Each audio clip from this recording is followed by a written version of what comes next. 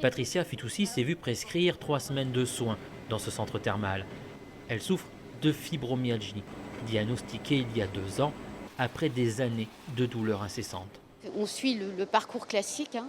Donc on va chez son médecin, on passe des analyses, les résultats, rien, tout est positif, tout est bon, il n'y a pas de signes entre guillemets anormaux, si ce n'est les signes qu'on décrit, des symptômes qu'on décrit, mais médicalement, dans les analyses, il n'y a rien qui prouve ce que vous dites. Pourtant, la douleur est bien réelle. Elle pourrait être due à une perturbation de création de la sérotonine, une hormone cérébrale, ce qui diminuerait la perception de la douleur. 6 soins par jour sont prévus, comme des douches térébenthininées ou des enveloppements de boue à 40 degrés. C'est un ressenti, c'est une légèreté, l'absorption qui fait qu'on est un peu plus léger. Alors je ne dis pas que la douleur, elle disparaît complètement, mais en tout cas, elle est un peu plus vivable. Les soins physiques ne suffisent pas, il faut aussi un accompagnement psychologique pour des patients souvent épuisés.